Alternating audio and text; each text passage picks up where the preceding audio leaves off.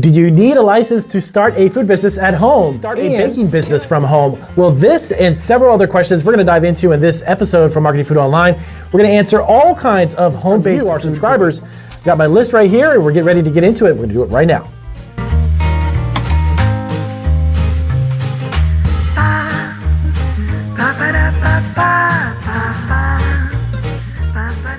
All right, guys, so welcome back to Marketing, founder and CEO of Marketing Food Online. And in this video, I'm excited to answer your subscriber questions. We just recently did a fantastic video with a handful of questions from you about our spice businesses and different ways to start spice businesses. Of great questions from our subscribers I've got here on my printout, home-based food business. Of course, many of this actually falls under, of course, as you may or may not know, the cottage food laws, but a lot of these are great questions in regards to just getting started, and I pull them right directly from you guys. Some of you email me and some of you leave comments.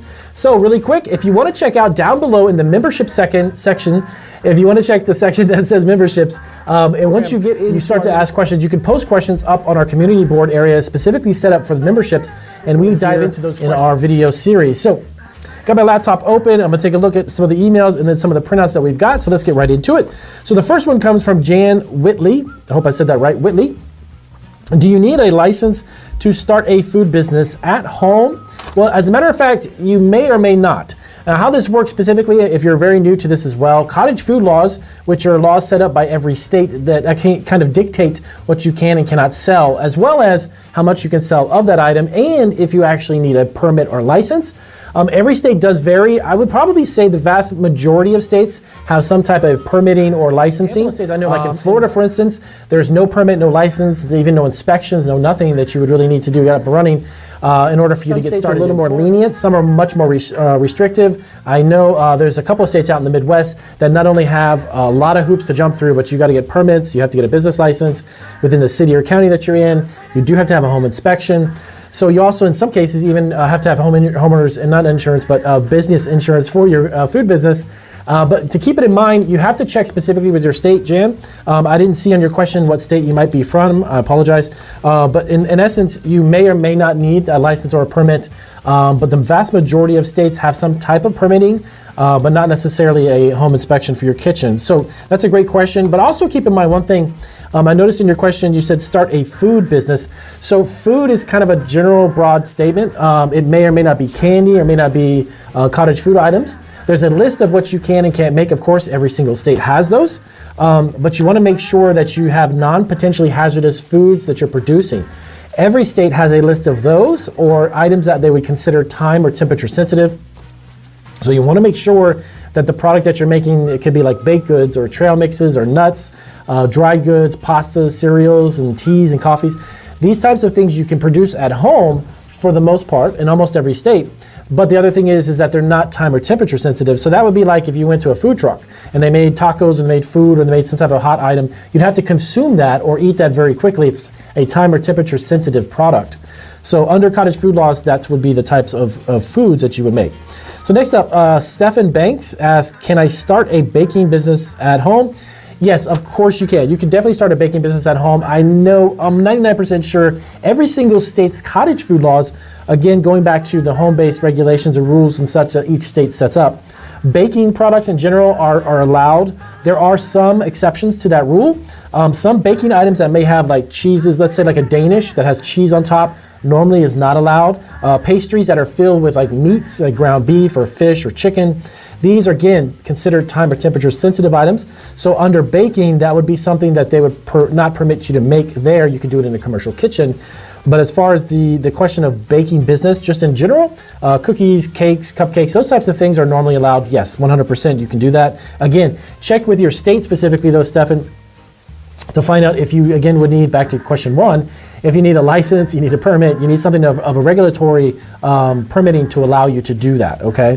Now, the other thing, really quick side note, Stefan, to check on homeowners associations, if you have one in your neighborhood, you should double check with them because sometimes in the bylaws that they have written in the HOAs has the potential to not necessarily block you from doing it, but they may need you to ask permission or just give them a heads up because you don't want to get in trouble with the homeowners association if it says specifically in there you can't operate certain businesses from home or you have to get regulatory approval from the city or county that you live in. So double check with that. So the states create these types of cottage food laws, But it does trickle down to the communities, the cities and counties. For the most part, they don't have the authority to overrule the state's regulations, but they can definitely write some additional policies or additional regulatory things involved with that. But also the Homeowners Association, you want to double check with them, okay? Next one is from Jack Murray. Thank you, Jack, for asking, can you make food at home and sell it online, though? That is actually a great question, and that is one that we get asked, actually commented quite frequently. The thing with the selling online, there are a lot of states in 2021 and 2022, if I'm not mistaken, this year and last year, that have actually updated and brought about the idea of selling products from home online with like a website or if it's an app of some kind. That is allowed, but the trick is that in the rules it says that you can't ship or sell it outside the state. Now, being that a guy that's been in e-commerce for as long as I have been, selling food from home online within your state is very difficult. Unless you're operating in a specific group on Facebook or you have a specific area that you'll deliver to and you have that on your Facebook, maybe Marketplace, you've got something like that on there. But when you have a website, there are people in California who could access it if you live in Georgia. There are people in Georgia if you live in Washington State and you're selling it and such. So the idea is that it's going to be really difficult to regulate that and not ship a product outside of state or over state lines. It's known as interstate commerce or interstate sales. That's normally not allowed, Jack, just so you know. But you can, in most states, they have instituted a lot of them. Florida is one of them. Yes, Florida has also, you can sell a product online through a website and you actually have to ship it within the state itself. So many of these states have that available, but it's very difficult to kind of gauge that, okay? So next up is Sarah Parker. Sarah Parker, can you sell food without a license from your home, without a license? So that's kind of going back to that first question. If your state doesn't have a permitting or licensing aspect to the cottage food laws, then most definitely, yes, you can sell it without a license. Now, the other thing you want to keep in mind, though, is that the cities and counties that you live in may require, or it's best for you to get a business license. Now, a business license is normally not something associated with the cottage food industry or cottage food selling from home, but getting a business license will help you get business insurance and then create basically where if you're making a profit, you need to make sure that your accountant is aware of that as well, because you do have to pay taxes on the income if you make a net profit. So last question, Christopher Blankets. Sorry if I messed that up. Christopher asks, how do I start selling desserts from home? So now, this is a great question because also when you start selling desserts, you need to be very careful about the types of desserts that you're selling. Get rid of that list there. Okay, the types of desserts that you're selling, because the thing is that many of the desserts can't have cheeses and such on the top, or even sometimes even baked in. If you're doing certain cakes and you have certain frostings, if they're egg white related, or if they've got butter in the buttercream frosting and it's butter in it, so it has to maintain a certain temperature. You got to be careful with the types of desserts that you're allowed to make. Check your state's cottage food law with the list specifically, because they'll let you make a lot of different sweets and baked goods and cookies and such that could be desserts. But at the end of the day, like cream puffs or ice cream and things of that sort, normally the big answer is no. Because those types of ingredients, if they're not kept at a certain temperature or consumed in a certain period of time, that's considered a potentially hazardous ingredient. So those are something that you're not allowed to make. A lot of people ask about custard-filled donuts and such. A lot of states allow you to make donuts, but you can't fill it with creams or pastry creams or custards that have to be refrigerated because of the temperature sensitivity of the product. So thank you, Christopher, for asking that one. So that is 5 questions that we wanted to cover here super quick here on Marketing Food Online about home-based food businesses. So if you've got questions, no matter what it's about, let us know down in the comments. This series that we're kind of getting going here is going to be a handful of videos answering your questions set specifically to a certain topic of food businesses.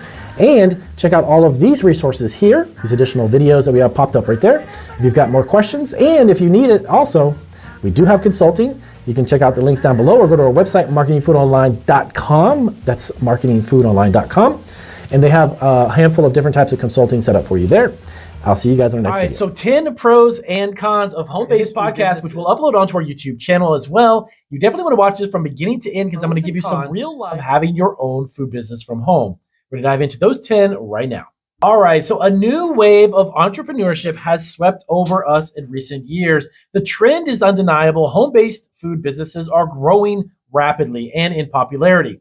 But before you set out, if you will, it's important to weigh the pros and cons. And in this video, we're actually going to delve into the world of selling food from home and dissecting advantages and make an informed decision on whether or not to start one.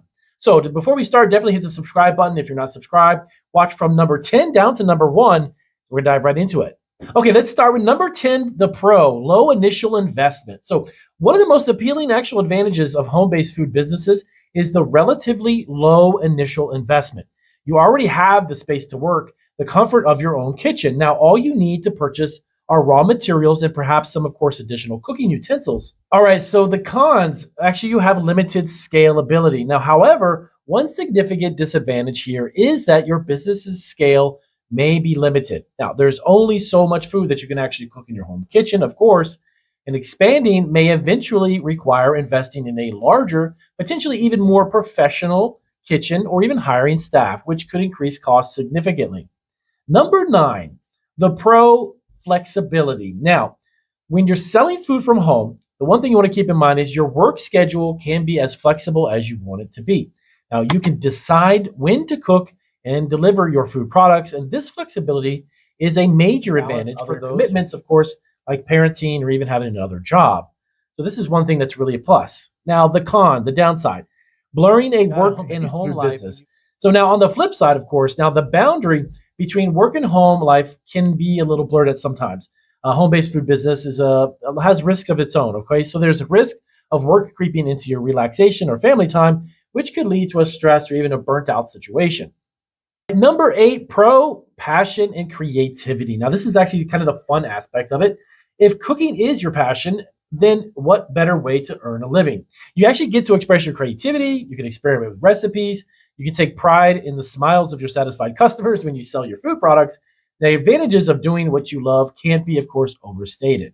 Now, the con to this is a risk of monotony. So, yet a word of caution, turning a hobby into a business can lead sometimes into monotony. Suddenly, you're relaxing. Your cooking sessions become a constant pressure to deliver your food product. It's a disadvantage that can dampen your passion for your food cooking over time and lead to kind of another burnout situation. Now, number 7, Pro, growing market. Now, there is a growing demand for homemade, healthy, and even unique food options, believe it or not, all over the US. People appreciate the personal touch and the authenticity of their experience that can come from selling food from home. Now, this trend is a significant advantage for home-based food entrepreneurs because, again, you have everything you need to pretty much get started doing it. Now, one of the downsides, the cons, now competition and market saturation.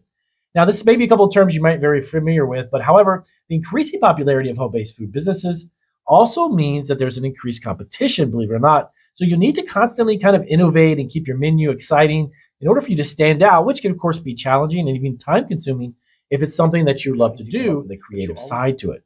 Number 6, the Pro, is a lower operating cost, generally lower for home-based food entrepreneurs and home-based food businesses compared to like a traditional restaurant or even a cafe. Now, there's no need to pay rent and utility bills or even a maintenance cost as well for a separate business space because you already have that at your home. Now, cons, the downside of it, the regulatory hurdles. Yes, that's right. That said, selling food from home isn't without its regulatory hurdles. Now, you'll need to comply, of course, with food safety and hygiene regulations, which most cottage foods do establish, which might require some changes to your kitchen setup, maybe even your cooking processes. And these changes can be costly and, of course, require a substantial amount of time and energy in order for you to get set up in the initial stages. Number 5, so the Pro, so a shorter supply chain. Now, this is really cool. With a home-based food business, you actually have a direct link to your customers, which actually enabling a more personalized service if you haven't thought of it that way. You can adjust your recipes based on feedback and maintain a closer relationship with your clientele compared to a lot of other types of food businesses. Now, the downside, the con to that, dependence on the local market. So yet being a local business also has its disadvantages in some ways too. Your success is heavily dependent upon the local market. Now, if the demand for homemade food isn't that strong in your area, it could limit your business's potential to even get started, let alone scale. All right, so number 4, Pro. Now, what are the environmental sustainability? So operating a home-based food business can be more environmentally friendly as well. You're likely to have less food waste and a smaller carbon footprint due to the lower energy use and a lack of daily commute as well. So doing it from home, you're already tapping into your existing electricity and electrical bill. Now, there's a con to it now as well. Limited branding. Yet one disadvantage is the lack of physical presence. Now, which can limit your branding opportunities. And here's what I mean. So it can be a bit harder to attract walk-in customers or spread the word about your business, which traditional brick and mortar businesses have. So that's one thing you might want to keep in mind as well. Number 3, another pro is that opportunities for a niche markets. So with a home-based food business, you can focus on niche markets, such as even vegan foods or vegan baked goods, gluten-free or even ethnic foods. Serving these specialty foods can attract a dedicated customer base as well. Now, on the flip side, though, there is a narrow customer base with niche markets, something to think about. But however, while niche markets offer opportunities, they also come with a narrower customer base. This disadvantage means that you're dependent on a smaller group of customers, which of course can make your business more vulnerable to changes in customer preferences and even dietary trends. So number 2, now this is kind of a unique aspect some people don't think about. But when you're selling food from home, you are your own boss. You can make the decisions and directly reap the benefits of your hard work. This autonomy is extremely motivating because the sky is the limit with what you can do and the potential for earnings. Now, the con is the responsibility and the pressure. Now, this is something that's true with all businesses. But with great power comes great responsibility, as they said in the Spider-Man movies. You have to handle all aspects of the business, from actually cooking to customer service to even accounting. And this pressure can be daunting at times and may not suit everyone's temperament because you're responsible for everything. So number 1, one of the best and biggest pro is personal satisfaction. Last but certainly not least, the sense of achievement and personal satisfaction derived from running a home-based food business can be immense. It's actually seeing your creations delight others is a joy, and it transcends mere monetary gain. So if you'd like to make people happy with what you're actually baking or making or cooking, this is definitely the route to go. Now, the only downside to this is uncertain income. So despite all of the advantages I just stated, selling food from home comes with the risk of uncertain income. Like, of course, any business, it may take some time to become profitable. Income fluctuations can cause stress and, of course, require a bunch of balances in your finances. And in conclusion, while the world of home-based food businesses offers exciting possibilities, it, of course, is not without its challenges, just like any other business. So the pros and cons listed here are not, of course, exhaustive. There are a handful of other things that we could get into, but they do provide a good starting point for anyone considering taking the plunge. Always remember that good planning and hard work and a passion for what you do are great ingredients to help any food business get started. And if this was helpful, of course, definitely give us a big thumbs up. If you have any questions, let us know down below. And of course, this podcast was helpful. Do give us a big thumbs up. Check out all of our podcasts. You can listen to us online. We're on 11 platforms. I'll have those listed down. How to get a permit to sell food from home. So if you're looking to start a home-based food business, which so many of our viewers here at Marketing Food Online get their start at home. Actually, the vast majority of food businesses actually start at home. You need to understand what permits, licenses, and even insurance you potentially will need to have. I've got a great list right here. I'm going to cover each one of them and explain to you what they are and roughly how much they cost for you to get. We're going to dive into those permits, licenses for your home-based food business right now.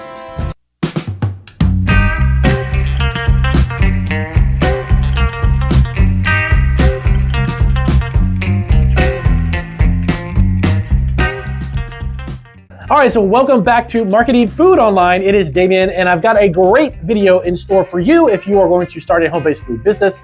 If you're kind of lost and not familiar with the process and you're getting a lot of misinformation and mixed up information online, I want to try to clarify it. I've got a great list here of permits, licenses, and insurance that you may actually need, and in some states, some of the states do not require for certain licenses and insurances, but you should get them, and I'll explain a little bit more about that as well. But before we do, definitely hit the subscribe button and the bell notification. We've got a ton of great videos. We upload videos all week long. As well, check out down below, we have a YouTube memberships program as well. The little button below this video that's kind of blue looking, it says join. You can actually click on that, and there's a video that will explain to you more about our memberships program with different perks and different types of products for you to enjoy at different levels. So let's jump right into it. Let's get to it and waste no time. At the end of the video, stay all the way to the end. I've got 3 additional resources I'm going to pop up here on the screen that would be great for you if you are starting a home-based food business. So check out the video from beginning to end. It's only going to benefit you. Number 1, so you may or may not actually need to get this. This is a food handler's permit card. Food handler's permits fall, of course, under the permits column. Food handler's permit is actually a course that many states do require cottage food operators to have. This is a course that you can actually study online, but I believe most of the time it's taken in person.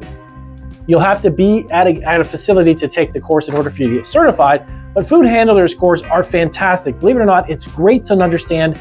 Even if your state doesn't have it, I even recommend you even try to take one online and learn a little bit more about it. It talks about food sanitation, how to prepare food, how to hold food, how to keep your ingredients cool at what temperatures, and there's just a vast amount of really useful information. Not every state will require this, but many of them under the cottage food laws will have you do this. It's not very difficult to take. It's pretty simple, but it's got a load of actual great resources and information in it. And when you do take it, it ranges between about $75 to $100. And that's known as a food handler's permit.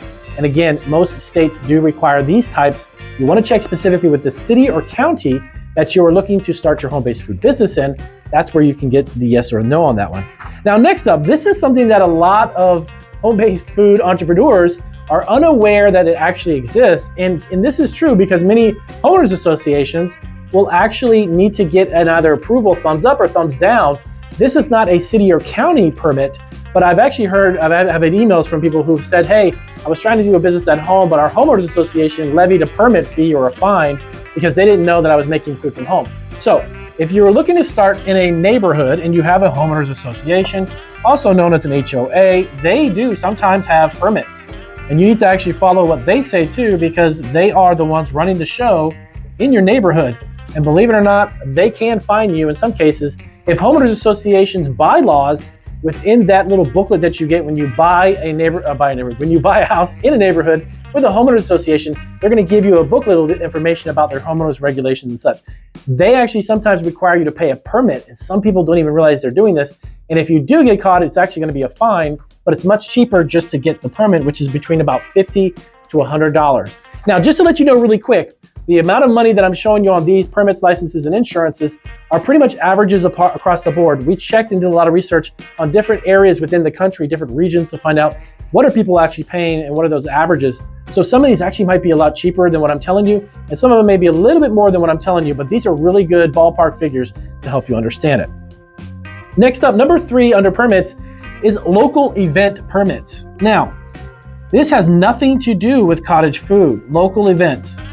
If you go to an event, they are not part of cottage food laws, so they can levy whatever type of permit they choose. For example, farmers markets, local events, or community events. So if you're going to a farmer's market and you actually go there, setting up a booth and such, they're going to say, hey, Damien, you know what? It's actually $75 per day or the whole weekend for like $200. Or they'll say, you know what? It's a flat fee that we're going to charge you plus 5% of whatever you sell. So keep this in mind that if you're looking to create a local home-based food business and you begin to get into the community and attend different events, it's not free. Most of the time it's not free.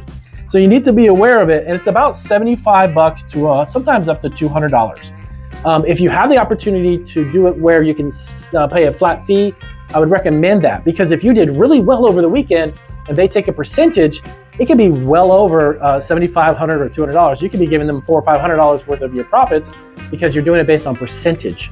So something a lot of people don't think about. So the local event. Next one is a home inspections permit. So believe it or not, you will possibly have a home inspections permit. And this is to pay either the health department or whatever government agency is overseeing the cottage food operations in that city or county, to pay someone like me, if I work for that agency, to come there and to do the inspections. So in some cases, you may have a home inspections permit. This is between about $100 to $125. And again, these are not really gigantic fees. When you think about it, most of these also are annual. So you're not going to be paying this every single month. It's just something that you pay every 12 months. And if you broke it up over every month, it's like $10. It's not really much, okay? But a home inspections permit is something that is a permit you may have to be associated with when you get a cottage food business up and running. Next up is the health department. Now, this is not necessarily a home inspections. There are some health departments under cottage food that will charge you about $125 to $175. And this is for the health department to either have you on record, keep track of your cottage food. Not a lot of states have this, but health departments within certain cities and counties will require you to be quote unquote on record, knowing that you are preparing products within that city or county. So the health department has to maintain the record, so they charge you a fee and all that, but they don't necessarily come and inspect your kitchen where you're working at home. Now let's dive into some licenses. Now, cottage food licenses, it was kind of shocking when we did a little bit of research about this, but most of the states that offer cottage food businesses of any kind don't require a business license. I know it sounds odd, but they don't. If you operate a quote-unquote home-based food business, you would think that they would have a law requiring you to have it, but they don't. Now, with that being said, like I said, it's not in every single city or state, in every single county, but the business license is something that if you don't need it and you can get it, I would recommend you do that. Okay, now we're getting into some of the licenses and insurance things that are not necessarily required under cottage food. Here's the reason why. When you start to operate any business of any kind, especially a food business where people are consuming your food, I've done a lot of videos here talking about the legalities of it. Cottage food operators aren't required to have business licenses, but as you get a business license, it's going to protect you along with creating an LLC, of course. An LLC is a limited liability company. That's actually an entity status for your business. A lot of states don't require this under cottage food, but when you get a business license and you create that LLC, and then in a moment when I talk about the importance of insurance, you're going to understand that there is a liability on your shoulders. And if you're willing to take that, hey, that's fine, that's up to you, it's your decision. But if you can create that business entity and get your business license, it's going to separate you from your business, and it's going to help. It's going to give you a lot less headaches in the long run when operating a business from home. That's what's kind of really unusual. It's kind of caught me off guard when they do have laws in place to let you really operate a business from home, but they don't require a business license. Next up, cottage food license. Yes. Now, some states do have this on the books, and it is called actually a cottage food license. This is an annual license that is issued for cottage food operators, and the average for that is around $100 to $150. So cottage food license is something that actually does exist. There are states that do require that as well. They don't really classify it or name it as a business license, but in essence, that's really what it is. But I wanted to bring this video to you so you can understand some of the terminology too. You can see this, and if you actually have to follow this, you'll understand what it means. So yes, cottage food license will permit you to actually create your food business at home and sell it. Next up, this is something that many food truck owners and home-based food business operators don't know that this actually exists. And in some cases, you will get into trouble. So I'm hoping that I can educate some of you so you don't get into trouble about this. But multi-city business licensing. Now, let me explain what this means. A lot of times when you have a multi-city business license, okay, and this runs anywhere from $125 to $200. Now, let me explain what this means. Many food trucks that cross over a city line or a county line and even a state line, and you operate a business where you're transacting in that city or county that you don't have a business license in, you have to have a business license in. Does that make sense? Every time you go over to a new city, you're actually conducting business in someone else's city, not the one that you have a license in.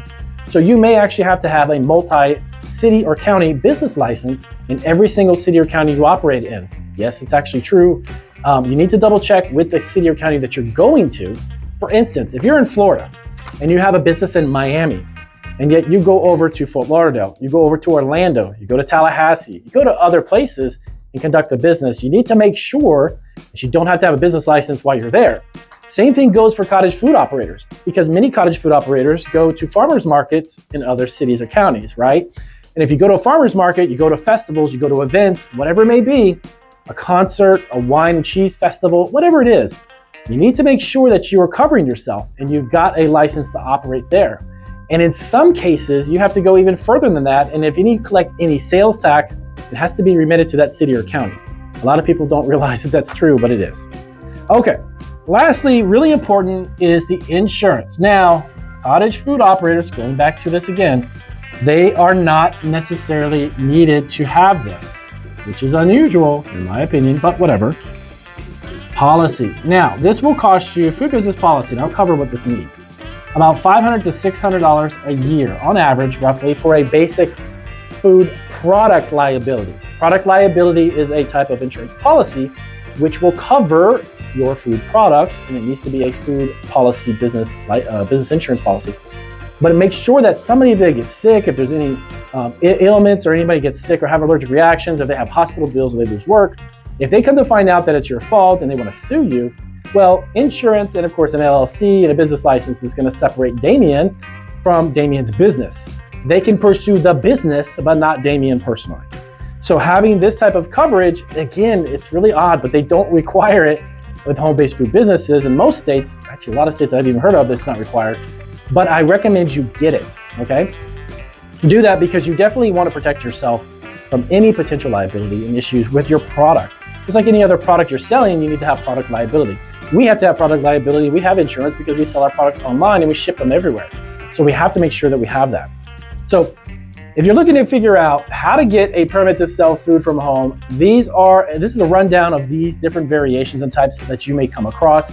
Just so you're more educated, that's why I did this video, and that'll help you know whether or not you need to get it. So definitely check out these videos here. We also pop up some extra resources right there at the end of the video to help you understand your home-based food business. If you have questions about this, let us know down in the comments, and make sure you subscribe. If you've got anybody you know who could benefit from our channel, please do share. We do always appreciate that.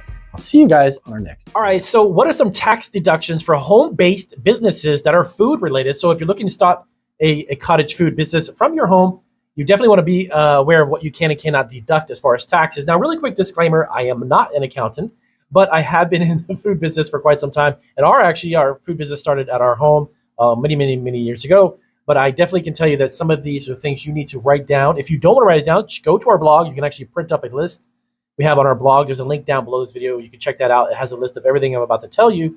So you can take that to your accountant, but be sure that if you're operating a business from home, and it's a home-based food business, these tax deductions you want to take advantage of if you can, and definitely be aware of all of them. So I'm going to give you 25 different tax deductions, and you might be surprised that some of these you may have never guessed, but some of them you may have already known about if you've already operated a food business from home. So I'm going to dive into this from beginning to the end. Number one, home office expense. Now, mortgage interest or rent. If a portion of your home is used exclusively for your food business, you can often deduct a portion of your mortgage interest or the rent, believe it or not, which is very interesting and definitely can save you a ton of money because that's in the thousands. Utilities, your prorated electricity, gas, and water expenses for the business for part of your home can also be used as a tax deduction. Now, you're operating an internet and phone, a portion of your internet and phone bills can also be deducted because many times you're operating a website or you're answering emails, you're using your internet for business purposes. Supplies and equipment. Now, anything that you're talking about here, this is interesting because things like cooking supplies, if you talk about ingredients, cooking utensils even, etc. If you go out and you buy a whole bunch of these items and you need them for your home-based food business to make your food product, those are business expenses, people. You got to definitely be aware of it. Packaging materials, so boxes, bags, and other packaging supplies dedicated solely to the purpose of your food products that maybe you sell at farmers markets or local restaurants, or if you sell at retailers, those are expenses as well. Small appliances, now, things like mixers, scales, if you're weighing stuff, blenders, any type of small appliance that you're purchasing for your home-based food business, keep the receipts, by the way, for everything. Those are also tax deductible. Large appliances, depreciation. So if you purchase industrial ovens or refrigerators, you may be able to actually deduct its value over time. Now, of course, under cottage food laws, many states don't allow you to use commercial equipment. But if you're using larger equipment that's not exactly commercial equipment, but it's not the standard mixer on your counter, but it's $500, $600, $800, $900, that's something that you can deduct. So be aware of that too. Most cottage food laws within every state will not exactly allow you to bring on commercial equipment like commercial blenders or ovens that have hoods or ventilation systems. So keep that in mind too. Next up, transportation and travel. So if you're going to a farmer's market, that is travel. If you're going outside of the state to meet with a vendor and you're talking business, that's travel too. So vehicle expenses such as mileage, fuel, maintenance, etc. for business-related trips are things you need to keep receipts of and give them to your accountant. Those are also tax deductible for your home-based food business. Now, travel expenses such as lodging and even meals for business travel. So you're going to another state, let's say, and you're looking for a co-packer for your spices or something. You're meeting with another company for a vending vendor. All of that's related to business travel. You want to keep your receipts for that. Parking and tolls. Yes, believe it or not, if you park somewhere, business-related trips that are related to parking your vehicle in a parking garage, and maybe you're taking an airplane, you're flying somewhere and you're coming back, all of those expenses for the parking, tolls, anything of that sort, going through different tolls through different states, all of those need receipts, and you need to make sure you keep track of that because that too is also an expense that can be used for your home-based food business. Now, of course, next up is marketing and advertising. If you don't realize this, yes, believe it or not, if you are advertising online or you're doing Facebook ads, even if they're local Facebook ads, that's all considered marketing and advertising. Keep your receipts from those transactions and be sure that you turn them into your accountant. Website costs, for instance, hosting, domain names, design of your website, the maintenance of your website, all of these things come into play when you have a home-based food business and they're business related. So those are also tax deductible as well. Social media advertising, again, like I mentioned before, ads on platforms like Facebook or Instagram, even on LinkedIn, if you're running ads anywhere on those websites to sell your food product or bring awareness of your business, those are also expenses. Now, traditional advertising. So let's say you're doing some local stuff, maybe at a college or university, or maybe at a farmer's market, you're handing out flyers, local newspaper ads even, or posters, if you're not using the internet or the website or that sort.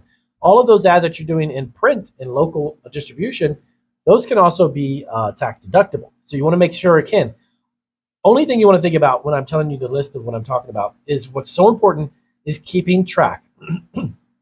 Excuse me. You want to keep track. Make sure that you keep track. Receipts, receipts, receipts. No matter what it is, even if it's a handwritten receipt from a vendor, keep it. If it's a receipt from a store, keep it. Okay? So keep in mind all of this you should back up, of course, with the IRS if they ever ask you about it. So professional services. This is another one that comes to mind really quick. Some things like accounting fees, costs related to accounting or even bookkeeping. So let's say you run your home-based food business, but you're actually giving all the receipts and stuff to an accountant, but they're charging you $30, $40, $50 a month to maintain the bookkeeping. That is also an expense, by the way, guys. So you need to make sure you keep that in mind. Legal fees. So if you have to consult with a lawyer for contracts or other business-related matters, keep that information as well, because if you pay a lawyer or someone to consult with in regards to contracts, those are also expenses. Also, consulting fees. So if you hire an expert like me, for instance, we have consulting, and if you want to talk to me, you keep your receipt from the order that you buy from me and make sure that you turn that in as well. If that's something like consulting that improves the business or improves the output of your business, or you can grow via a consultant or consulting with someone else, that's definitely something else that can be tax deducted as well. Keep in mind, guys, all of these items are things that you can definitely write off. Like I said before, many of these things you may be aware of, but a few more, I'm going to hand out a few more here really quick. These are some things that you might not have thought about. So for instance, cottage food laws, in some states, licenses and permits are actually required. They could be $50 a year, they could be $100, they could be any amount of money, but you've got to keep the receipts for those too, because those are also permits and licenses that you need. A business license, for instance, fees for local or state business licenses, all of that too rolls into one. You can definitely write that off as well. Now, in some situations, you need a food handler's permit. Now, those costs for obtaining or renewing food handler permits annually or even every 2 or 3 years, those are also expenses that help you operate your business. Keep your receipts for that. Now, if you potentially need to have a health inspection fee. So if there are costs associated with health inspections from your local city or county health department, if that comes into play with your home-based food business, keep that information too as well. Sometimes they do charge you a fee to have that inspection, and sometimes it's $50 up to $150 every year or as needed. So you want to make sure that you get receipts from the local health inspector if they're going to have to come in and inspect. All right, next up would be insurance. Now, most cottage food states actually do not require insurance, but if you're running a business, I highly recommend liability insurance, is business-related insurance premiums that you pay every single month. And if you're having an insurance policy for your food business at home, definitely also write that off. Health insurance. So if self-employed, you might be able to deduct the cost of health insurance premiums. If your business has grown to where you've got actual employees or even you've got other family members that you're paying them, and you want to make sure that you're covering their health insurance, your small business from home can also write that off as well. Okay, next up, employee expenses. So eventually, as cottage food transitions into a full-time business, wages and salary might come into play. So payments to employees, if you have any, you want to let your accountant know about that. That's also something that could be tax deduction as well, or at least benefit your business tax-wise. Employee benefits, health insurance, retirement contributions for employees. So if you open up a small little 401k account, or if you've got some retirement account, you're paying people who are working for you at your home-based food business, that too is something you need to let them know. Now, here's just kind of a couple things off the top of my head, miscellaneous things that you might want to think about. So business meals, you get 50% of the cost of the meals during business meetings or travel as per the IRS guidelines. So if you spend $100 on a meal, about $50 of that could be actually used. Education and training courses, so costs, business-related courses or workshops or even seminars that you send people to. If you have a bakery, for instance, that's also something. Remember that documentation is crucial for all of these deductions, so keep detailed records of receipts for all of your expenses and turn them into your accountant. So If you have any questions about tax deductions for your home-based food business, as we just discussed in this podcast, I'll upload onto YouTube. Let us know down below the video. If you hear us on our podcast, drop us a line on our podcast as well. And I'll see you guys. All right, so how to start selling food plates from home, and can I start to sell food from home on DoorDash? Well, if this is an idea that you have in mind, you want to watch this video all the way to the end, because I'm going to give you some explanations of what you can legally do and what you legally cannot do. And if you're looking to transform your kitchen into a profitable business, the journey from home cook to food entrepreneur may actually be illegal and a huge legal liability with the potential of actual jail time. Like I said, if you don't believe me, stay with me to the end of the video, and I'm going to give you 2 examples of what happened. But first, start selling food plates from home. Well, if you're looking to make your world-famous tacos or pasta dish, you might want to think again. Every state in the United States has cottage food laws. Now, these laws are in place that actually allow you to sell non-potentially hazardous foods like baked goods, cupcakes, chips, trail mixes, and those types of items. But it's much, much different now. But when it comes to actually selling foods like you get at a restaurant or even on a food truck, these are looked at as sometimes time or temperature sensitive foods. Now, those actually are the ones that have to be eaten within a certain period of time, or they have to be delivered within a certain period of time, and in some cases kept at certain temperatures before they get consumed. But Damien, my friends down the street are all selling foods out of their home, and they haven't gotten into any trouble. Why don't I just do that? Well, all it takes is a neighbor or one single customer to make one phone call to the health department, and that's when it can get a little bit scary. Yeah, so you gotta understand, many people don't realize that they are selling food from a house with no business license. They have no LLC in place or no insurance. This can get them sued. And all right, so the reason being is that many of these people don't realize that if you're selling food from your house with no business license, no LLC, or even no insurance, this can get them sued. And then what happens is that none of these are actually in place. They can personally get sued. They can lose their house. They can lose their car, basically everything. Yes, lawyers have been known to pursue lawsuits and actually end up taking everything you own with these situations if the person actually ends up suing you. So this is also includes, but not only the idea of delivering food plates, but also catering. Many people launch catering businesses, which in every state is a licensed business that needs local and state licensing, and even including insurance and LLCs, but many of them do it anyways, and I would not recommend that. When considering turning your kitchen hobby into a profitable food business from home, it's essential to really understand the legalities and the regulations involved. Now here in this streamlined video, I'm actually going to give you some great examples and explain to you. So you want to definitely watch it all the way to the end. I'm going to lay out exactly what can be made and what cannot be. All right, so there are the cottage food laws like I mentioned in the introduction. Now, these laws dictate the specifics of running a home-based food business. They vary by region and even typically allow the sale of certain low-risk food items without the need of an actual commercial kitchen. Now, what kind of foods, Damien, can you sell from home then if you can? What are permitted foods? Well, you can usually sell what's known as non-perishable items. Like I mentioned before briefly, is baked goods, jams, and candies. Now, perishable foods like a dairy or a meat item might require more complex compliance, of course, and of course that means you can't. These things like tacos and burgers and pizzas and the like are not allowed to be made from home legally and sold via Uber Eats or a delivery app. As a matter of fact, many of these food delivery apps have features that will actually prevent you from adding your home restaurant to their apps, believe it or not. So, but as I mentioned, pizza, burgers, and foods like these are time and temperature sensitive foods, which you would need a ghost kitchen or even potentially a commercial kitchen setting if you wanted to get into that type of a business. But your home, no, you definitely want to stay away from that, because then the other issues are health and safety standards. Now, adhering to local health codes and safety standards is mandatory, and this includes food safety training just for the cottage food laws, kitchen inspections potentially in your state, and also obtaining necessary permits. All right, Damien, so you say permits. What exactly does that mean? So there are some necessary permits that may include things like a business license, like I mentioned, food handler's permit, or even a cottage food permit or legal cottage food allowance law that allows you to do that. The other thing to think about is that some cottage food laws allow online sales and delivery of those cottage food items. While selling locally is generally allowed, shipping food actually across state lines can involve even federal regulations, and interstate sales normally from a home is a no-no. Now, the other thing you want to think about is liability. As I mentioned about the insurance and such, protect your business from potential risk like foodborne illnesses or claims with a liability insurance.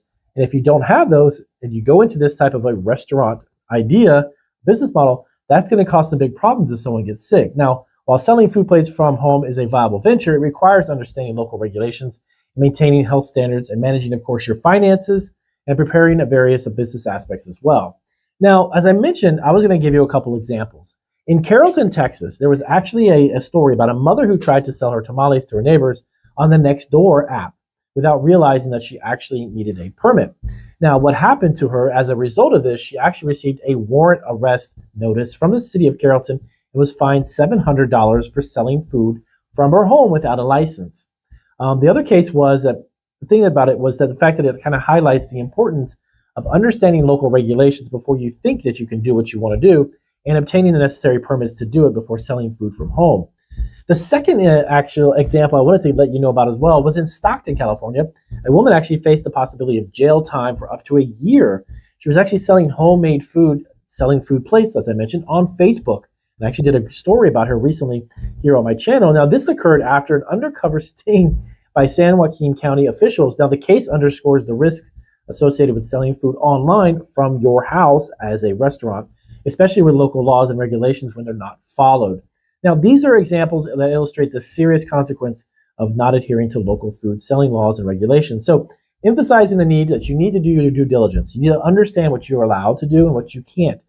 And if your friends are doing it, that doesn't necessarily mean that you should be doing it, because you're carrying a lot of liability on your own shoulders with the potential of actually getting fined, shut down, or even potential jail time. Getting put into jail for selling food in your house is definitely something that you don't want to do, of course, obviously. But at the end of the day, selling food like that, food plates on Uber Eats or any other delivery app from home, is technically illegal. Now, there's a lot of videos you'll find out here on YouTube where people are saying, hey, I launched this food business from home, and that is illegal. Sorry, you're not allowed to do that. Now, if they've had success doing it and a lot of people follow their footsteps, remember, your liability, your risk, you're the one who's going to entail all of that. So just wanted to drop this really quick. I had a handful of questions on our other YouTube channel, and this was actually one that popped up, so I wanted to give you guys a little understanding of what is allowed and what's not. So if this was helpful, give me a big thumbs up. And if you have ever experienced this yourself, if you are selling food from home, let me know down below how that is actually going. So creating a brand identity for your home-based food business. Here are some tips and examples to help you launch and grow that home-based food business from scratch.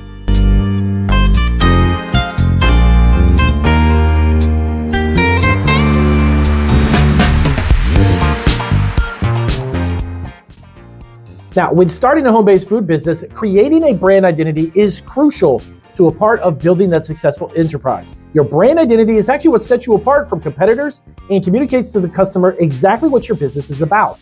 Now, in this video, we're going to discuss some tips for creating a brand identity for your home-based food business, as well as provide some examples to help inspire you. All right, so number 6, determine your unique selling proposition. Now, before you can create a brand identity, you actually need to know what makes your home-based food business unique. This is known as your unique selling proposition, or the USP. Now, your USP is what makes you stand out in a crowded market and is what will attract customers to your business. It could be used for locally sourced ingredients, your commitment to sustainability, or your unique flavor combinations. But once you determine your USP, you can then use that to guide your branding efforts. Now, here's an example. So you have a home-based bakery that specializes specifically in gluten-free or vegan desserts. So number 5, defining the target audience. Now, your target audience is the group of people that you actually want to reach with your brand. It's very important to understand who they are so that you can actually create branding that will resonate with them. You can define your target audience by looking at several different factors: age, gender, interests, lifestyle, or even income. Now an example of this would be like home-based catering business that actually caters to busy families with young children. Now, number 4, choosing your brand elements. Now, your brand elements are the visual and verbal cues that represent your brand. Now, these can include logo, color scheme, taglines, brand voice, or even typography. Now, you need to choose these elements to reflect your USP, and it will appeal to your target audience. Now, here's an example: a home-based jam and preserve business with a logo that features a colorful hand-drawn illustration of fruits and a tagline that emphasizes the use of natural ingredients. Number 3, create consistency across all touch points. Now, consistency is crucial and it's key when it comes to building a brand identity. Your branding should be consistent across all touch points, from your website, your social media channels, to your packaging, and even if you have business cards. Consistency helps to build recognition and trust with your customers. Now, here's an example. Now, a home-based hot sauce business with consistent branding across all touch points, including a website with bold, colorful branding and packaging that features the same color scheme and logo, for that hot sauce. Number 2, build an emotional connection. Now, a strong brand identity goes beyond just visual elements, as it actually should include building an emotional connection with your customers. Now, your branding should communicate your values and, of course, your own personality, and should make your customers feel good about supporting your local business. Now, an example of that. Now, let's go into this. A home-based bakery that uses like nostalgic branding elements, such as a vintage-inspired logo, maybe retro packaging, to appeal to customers' emotions and then actually create a sense of warmth and comfort with your baked goods. Now, number 1, the most important and crucial is to be authentic. Finally, it's important to be authentic when creating a brand identity. Your branding should be a reflection of actually who you are and what your business stands for. So you want to try to do something that's not really related to other customers that will quickly see through it and they can trust your brand because it's unique and honest. Example. Okay, so you have a home-based coffee roasting business that uses branding that reflects the owner's love for travel or maybe adventure. The imagery of far-off destinations and like a bold or adventurous color palette, those would help distinct between those unique products. Now, in conclusion, creating a brand identity is an essential part of building a successful home-based food business. So by determining your USP, defining your target market, choosing brand elements, and creating consistency, building an emotional connection, and being authentic, you can create a brand that will help you stand out in the market and build a loyal customer base. All right, so in conclusion, creating a brand identity is a central part of building a successful home-based food business. You got to determine your USP, define that target audience, choose your brand elements, create consistency, and build an emotional connection, and be authentic while you do it. You can create a brand identity that will help you stand out in the market and build a loyal customer base. Use the examples above to give you a little bit of inspiration, but remember, create a brand that's unique to your business and reflects your own personality and values. Now, if you have any questions about creating a home-based brand, let us know down below. And it came how to advertise home-cooked meals and how do you market a food product online. So in this video, I'm actually going to give you the 12 things that have worked for me when I launched my food business and started selling 14 years ago and have sold over $1.2 million in snacks and candies through my commercial kitchen and starting at a small cottage food business from home locally. I'm going to give you the 12 things that have actually given me results. I'm not going to be in any particular order because all of these actually will benefit you no matter what. So if you're looking at marketing food online requires a well thought out strategy that combines understanding local regulations. You want to target the right audience, of course, build an online presence, and leverage effective marketing channels. So in this video, I'm going to give you those 12 specific things one by one and give you an understanding and detailed breakdown of what they are and how you can apply them. So welcome to Marketing Food Online. It's Damian Roberti. If this is your first video, welcome. We are all about food entrepreneurship. I've got over 1,200 videos in nearly 50 countries and 150,000 subscribers, just like you, that are looking to launch home-based food businesses and other types of businesses with food. So number one, understand the legal requirements. Now, before you go diving into marketing, it's of course crucial to ensure that your business actually complies with your local and state food laws. Now, in many places, we have home-based food business laws that fall under what's known as cottage food laws that allow you to sell certain types of home-based foods. And these regulations often specify what types of food that you can sell. Usually, they're actually going to be non-perishable items such as baked goods, jams, candies, etc. Now, how the food must be labeled, they're going to dictate that as well in those laws. Where you can actually sell the products, some of them actually allow you to do it online, believe it or not, some states. Farmers markets and within certain areas within your city and county. And then it also tells you what kind of licenses and permits would be required. So understand those legal requirements. That's number one. Understanding these laws will actually help you avoid any type of legal issues, guys, and allows you to actually market with confidence because you understand what can and can't be done. Number two, define your target audience. Now, you want to identify your target audience, and that is key to successful marketing. Actually, marketing anything, product or service, especially food. You want to consider, number one, demographics, age, location, income level, and lifestyle. For example, if you're targeting busy professionals, let's say families or people with dietary restrictions like gluten-free or vegan, that would be one demographic. Buyer's behavior. This is something that's really interesting too. So what motivates your customers to purchase the food online? Convenience, specialty items, or supporting a small business. Next up is preferences. Do they prefer organic, locally sourced, or even gourmet products? So tailor your messaging to what resonates most with them is the key to getting started with your audience. Number three, build an online presence. Now, your online presence is how customers find and engage with your brand, obviously online. Now, this includes, number one, of course, a website. You want to create a professional one. If you don't know how to do that, have someone make one for you. Okay. I'm really personally on the fence about that because I personally have made all of my own websites because there's some reasons why, and I'll get into another video about why I do that. But having someone make one for you, if you can't, go ahead and do that. Okay. It's easy. It has to be easy to navigate. That showcases your products, pricing, and any story behind how you got started. Now, some of the key features I would include, of course, high quality photos of the food, clear descriptions and pricing, easy to use checkout process with multiple payment options that are available. That would be like PayPal, Stripe, etc. Now, information about delivery options and shipping policies too. And a simple blog where you can actually share recipes or cooking tips with your food product and some behind the scenes content. Now, here's some social media ideas too. Platforms, of course, like Instagram and Facebook, and of course, TikTok are great for showcasing your homemade food. But you want to share high quality images and videos of the products, maybe some behind the scenes content to show how your food preparation process works. Customer testimonials, even some feedback. That's always a great thing. Engaging stories about the journey it took from you to have the idea to actually making it and selling it. The sourcing of your ingredients, any inspiration behind the recipes or ideas. That's always good content. E-commerce platforms. Okay, you want to consider selling on platforms, of course, like Etsy or eBay to get started. I highly recommend you actually stay away from Amazon because you need to have some experience before you get on that platform because it's considerably difficult, much more harder to sell on. It can be done. I've actually been on Amazon now for 11 years, but it is a truly learning experience. Okay. Food specific marketplaces, Bubble Goods, Goldbelly, where people can often search for homemade and artisanal products. That's another one. Number 4, leverage email marketing. You want to build an email list, guys, from your website and social media followers. Offer incentives like discounts, or even a free recipe ebook to encourage signups. Once you have this list, though, send regular emails that will do the following. Highlight new product launches or seasonal items. Offer exclusive discounts or even promotions. Share customer reviews or stories with that email list. Yes, it actually helps drive sales. Provide value with cooking tips, recipe ideas, or ingredient spotlights. Number 5 is search engine optimization. Now, you don't need to get all technical with this. Let me give you just a couple simple tips that really do help. Implement SEO strategies to ensure that your website, of course, products appear in relevant online searches.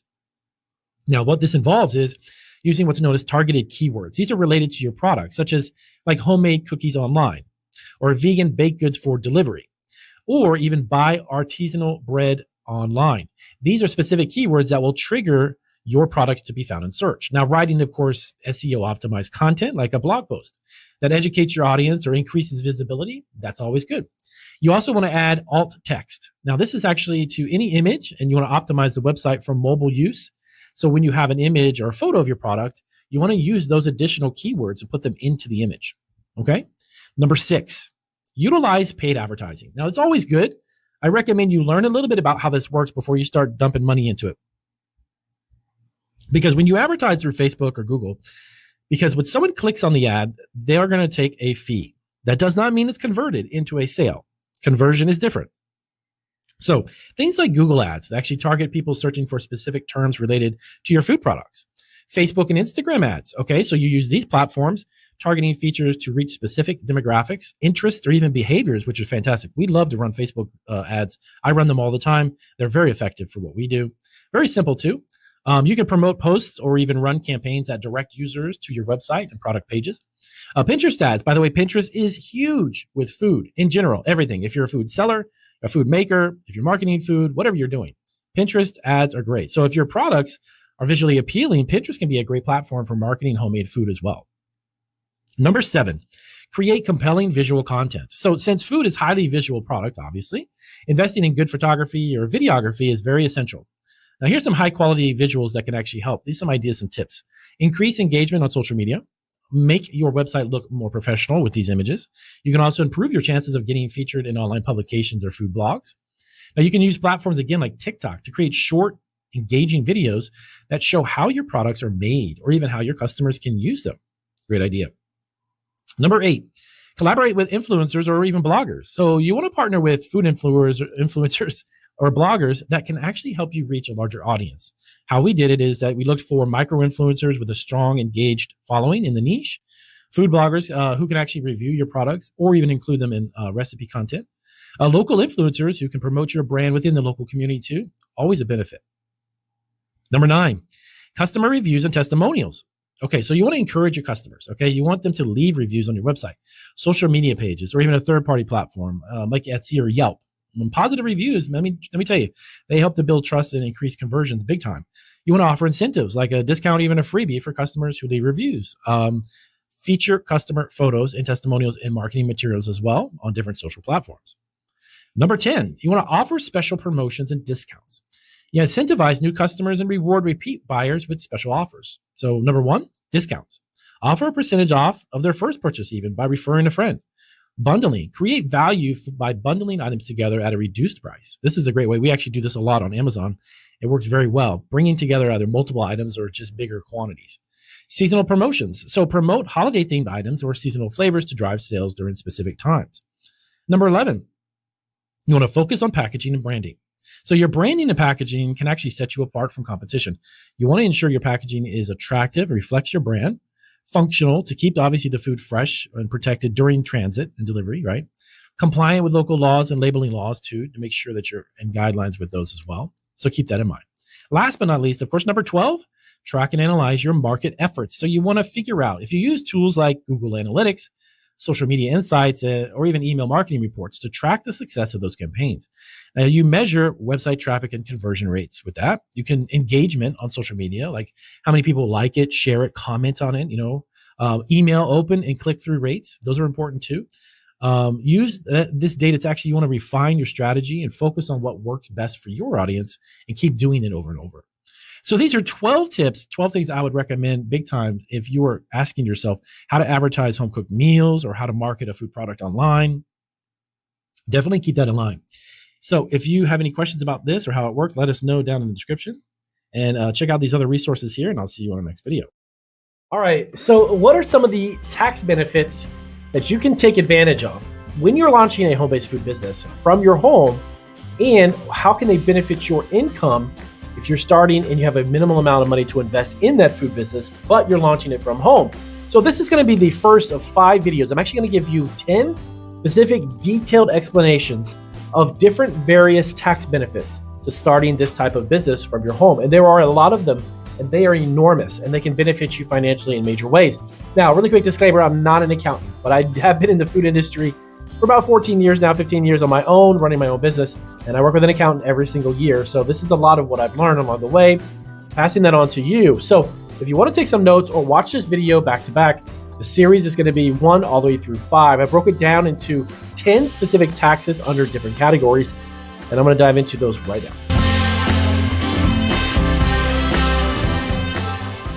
All right, guys, so welcome back to Marketing Food Online. It is, of course, Damian Roberti. You definitely want to hit the subscribe button. Now, this podcast, we're going to go ahead and upload that also onto YouTube. You definitely could follow us. We are on 11 platforms. You can hear us on the go as well. Those links will be down in the description. Now, let's just dive right into it. Now, if you're starting from home, you're going to get a home office deduction. Now, if you use part of your home exclusively for your food business, you can deduct a portion of your housing expenses. Now, this includes rent, mortgage interest. This could be property taxes, utilities, and insurance. Now, the deduction is based on the percentage of your home square footage that's being used for the business. Now, keep that in mind. This makes it easier to reduce the taxable income by incorporating regular household expenses into your business finances, as long as you meet the IRS specific requirements for that, what constitutes an actual home office, which of course it does, as long as it's a space that you're using. Now, startup cost deduction. Starting a food business involves, of course, various expenses. You have market research, you have suppliers research, you have advertising, legal fees. The IRS will actually allow you new businesses to deduct up to $5,000 of the startup cost the first year of the operation. Now, costs exceeding $5,000 can be amortized over 15 years, providing a sustained tax benefit. Now, this deduction actually helps lower the financial barrier to entry for new entrepreneurs by allowing immediate recovery of part of that initial investment. All right, next up, supplies and ingredients deduction. Now, the cost of the food supplies, of course, and your ingredients that are necessary to prepare your dishes or food products can be fully deducted as business expenses. Now, this deduction is crucial for food entrepreneurs because where the cost of goods sold is a significant part of what the operation is, that'll help. Keeping detailed records of these expenses is essential, of course, for maximizing any of your deductions and accurately reflecting that cost of running your business. Next up, equipment deduction. You will have equipment, of course, guys. Kitchen equipment like ovens, refrigerators, mixers, they represent a pretty big substantial investment. So the IRS actually allows you to spread the cost of this equipment over its expected lifespan through depreciation deductions. Now, this means that you can deduct a portion of these equipment's cost each year, helping to offset the initial outlay and reduce the taxable income over time. Now, it's also a valuable benefit. Acknowledge the long-term investment of equipment is necessary for the type of business you're running. Now, utility cost deductions. Now, utilities are a significant monthly expense for food businesses, especially those that are operating from home. Now, remember, a portion of your electricity, gas, water bills can be deducted as part of your home office expenses. Now, like the home office deduction, the portion can be deducted is proportional to the size of your home use for the business. Now, this deduction also helps to lower your operational costs associated with preparing your food and running that home-based food business. Guess what? Your internet and your phone expenses are a big one too. Now, in today's, of course, digital age, the internet and the phone services are essential no matter if you're running a home-based food business or a commercial one. Now, managing orders, marketing, communicating with customers and suppliers. So the IRS actually allows you to deduct these expenses when they are directly related to the business. Now, if you use these services for both personal and business, you can only deduct the business portion of the bills, requiring some method of appropriation of the use. Okay? Now, keep in mind too, insurance deductions. This is another big one. So insurance premiums for liability and property insurance that cover your business operations are fully deductible. Now, this can include a rider on your homeowner's insurance policy for your business, property, or even the separate business policy itself. Deducting these premiums helps to mitigate the cost of protecting your business from any risks, making comprehensive insurance coverage more accessible for small business owners. Now, you may even get to the point of your home-based business where you have health insurance premiums. Believe it or not, self-employed individuals can deduct 100% of their health insurance premiums. Now, this is including premiums for spouse and dependents for their taxable income. This deduction is available even if you don't itemize deductions, offering significant savings on the cost of your health insurance. It's crucial, though. The benefit that supports the health and well-being of entrepreneurs and their families is something that should also be brought up. Marketing and advertising costs. Now, obviously, you're going to have marketing expenses. These are incurred when promoting your business, including both online, traditional advertising, maybe flyers, local newspaper ads. Those are fully deductible as well. Now, this deduction actually encourages businesses to invest in growth through their marketing, understanding that the visibility of the customer acquisition are pivotal for success in the food industry, even when you have a home-based food business. So professional services, now these are fees paid to accountants, lawyers, even consultants like me. If you ever consult with me, you can write that off as an expense. Who assist you in your business operations can be deducted. Whether it's for setting up your business structure, navigating legal requirements, or managing your finances, these services are recognized as essential for running your home-based food business. Now, deducting these fees helps to manage the cost of obtaining professional advice and support. All right, so just to understand, these tax benefits lay a good, solid foundation for minimizing the cost of starting and running your home-based food business, ultimately enhancing its profitability and sustainability. Even if it's under cottage food laws and you're just starting from scratch, you don't have to invest hundreds of thousands of dollars to get the tax benefits. You could start from nothing and reap some really big benefits for your taxation, even if you just launched. So this is video one. Definitely take a look. The second one will be out shortly. I'll have that one up with 10 more tax benefits under this different categories. I've got 5 categories of tax benefits, and this is number one. If you have any more questions, let us know down below. If you have actually taken advantage of some of these, let us know in the comment section. There's a lot of subscribers here on Marketing Food Online who are just starting their home-based food businesses, and knowing what you've actually benefited from would be a big help for them as well. I'll see you guys on our next video.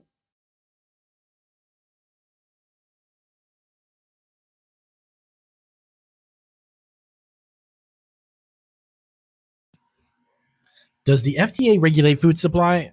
Well, that is a great question. But if you're selling food from home, does the FDA regulate and oversee home-based food businesses? Well, in this video, I'm going to give you 4 specific things that you need to understand about the FDA and regulations in regards to selling food. So definitely hit the subscribe button. Welcome to Marketing Food Online. It's Damian Roberti, founder and CEO. We've got a ton of great food entrepreneur videos here, and we have several other food channels that are just launching. You definitely want to check out those links down below. But I wanted to dive into this question because, believe it or not, this question is something that comes up all the time, especially from our other channel, Cottage Food Laws, and occasionally actually from our food truck channel as well. But you got to understand something. Home-based food businesses, which are actually gaining in huge popularity, But a common misconception persists that the belief that the US Food and Drug Administration, the FDA, directly regulates these small operations. Now, in reality, the FDA does not typically oversee any home based food businesses at all. And understanding why requires a little bit of a look at the agency's role and the laws that actually govern these types of food businesses. Number one, what does the FDA actually regulate? So, the FDA is responsible for ensuring the safety in food products sold interstate commerce. Okay. Now, its regulations focus on large scale food production. That is the one big difference. I'm going to break down three others that I'm going to go through in detail in just a second, but understand this. They oversee mainly large scale food production, especially for products distributed across state lines or internationally with other countries. Now, the agency's role is to manage the risks associated with mass food production, where contamination can affect a large part of the population. However, the FDA's oversight does not extend to small home-based food businesses that typically serve local markets. Number two, this is important. Why doesn't the FDA regulate home-based food businesses? Well, you got to understand one other thing. The home-based food business operator is a small-scale production, okay? Often serving local customers within a single state or even a city or county.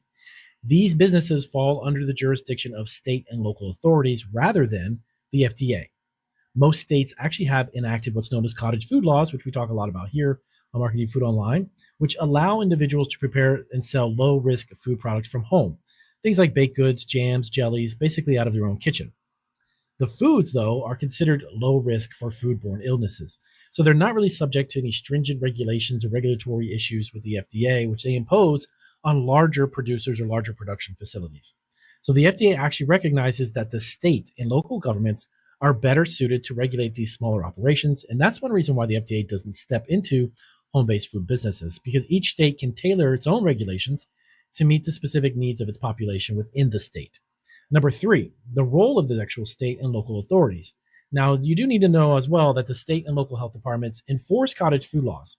So they want to ensure that home-based food businesses operate safely, that regulations may include requirements for food safety training courses or kitchen inspections, or even labeling standards, okay?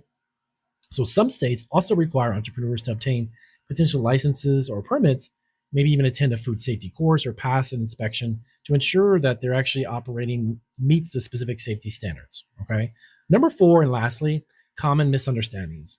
So the misconception that the FDA actually regulates all food businesses often arises from a misunderstanding of the FDA's scope and what they oversee, right? So since the FDA is a national agency, people assume that it oversees all food-related activities. However, the FDA's focus is actually on larger scale interstate food production, not small local businesses. Understanding this distinction, though, is really crucial, to be quite honest with you, because there's a lot of misinformation out there. A lot of people don't understand that, and they're too worried to start because they think that the FDA is going to come knock on their front door and start inspecting things. That's not really how it works. So anyone starting a home-based food business needs to understand that, okay? Misunderstanding the roles of different regulatory bodies can lead to unnecessary concerns or even a lack of awareness and actual regulations that do apply. So by focusing on the specific state and local requirements, entrepreneurs can ensure compliance with their local businesses when they start to sell food from home. So if this was helpful in your understanding of how the FDA really works, definitely give us a big thumbs up. If you've got questions about launching your own food business in regards to the FDA and its role, definitely ask us down below. We're always here to help. And check out our other resources, other channels here on YouTube in regards to food truck entrepreneurship and home-based food businesses. I'll see you guys in our next video.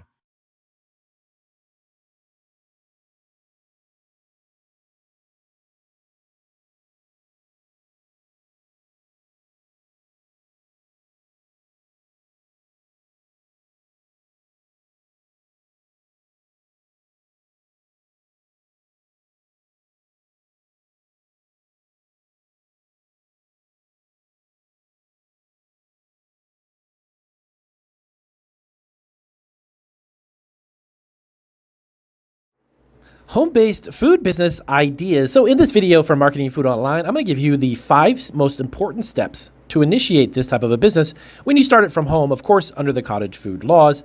But There are many positives and less negatives when starting a food business from home. So I'm going to give you 5 steps. Watch it all the way from beginning to end. I'm going to go from step 5 down to number 1, the most important. So step 5, you want to organize your business operations, okay? So your step 5 is definitely something that you want to be aware of when starting a home-based food business, is basically to ensure that your business operations are as meticulous as your recipes. Now, this includes everything from ingredient sourcing, inventory management, to order fulfillment and customer service. Developing a system that works for you can mean the difference between a smooth operation and one that's kind of chaotic. Now, additionally, you want to keep a keen eye on your financial health of your business. Now, you want to implement bookkeeping for sure. You got to keep track of everything that you're selling and everything that you're spending. Bookkeeping practices from the start will actually help you manage cash flow, price your products correctly, and ultimately turn your passion into a profitable business. Step 4. Develop a marketing and branding strategy. You don't underestimate the power of a strong brand and a strategic marketing plan. Your branding, which includes your business name, a logo for the business, and the overall aesthetic of your products and how it looks, should be authentic representation of your food and your story behind why you started. Now, when it comes to marketing, you want to leverage, of course, all social media platforms to showcase your delectable creations and, of course, connect with the community within your area. Remember, your online presence is often the first most powerful impression that potential customers will have for your business.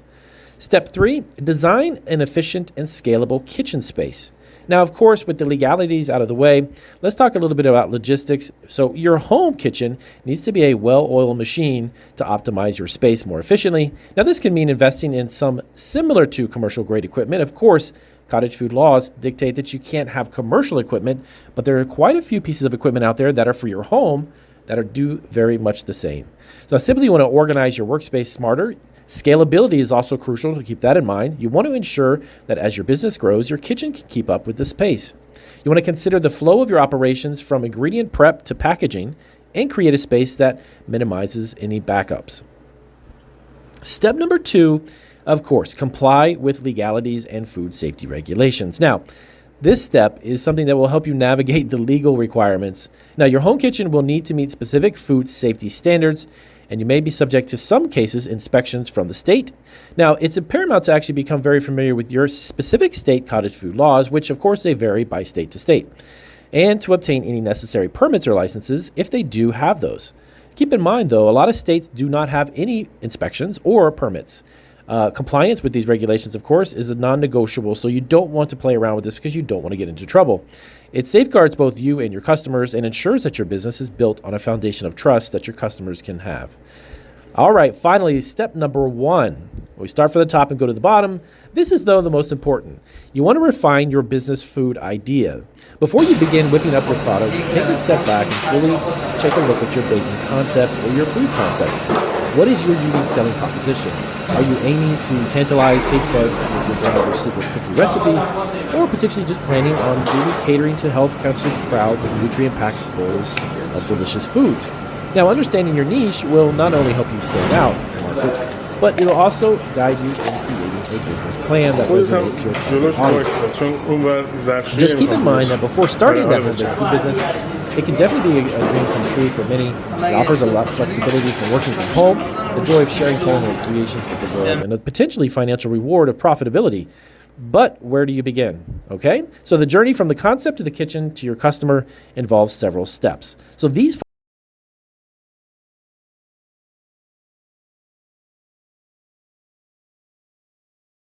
5 steps on how to start a home-based food business will give you a great foundation for you to get built on. So if you have any questions about starting your own food business, let us know down in the comments below. And check out all of our other resources in the description section, our websites, podcasts, and so much more. All right, so if you're looking to launch a home-based food business from home in 2025, I'm going to give you 10 specific reasons why you should actually. If it's a side hustle or just a recipe you want to turn into a $1 million business, the vast majority of food businesses get started from home. I'm going to give you those 10 specific reasons right now. All right, guys, so welcome back to Marketing Food Online. So like I mentioned in the introduction, I actually want to sit for a few minutes and give you 10 reasons why in 2025 is a great time to launch a food business from home. Did you know the vast majority of all the foods you buy in a grocery store and online have launched from someone's kitchen?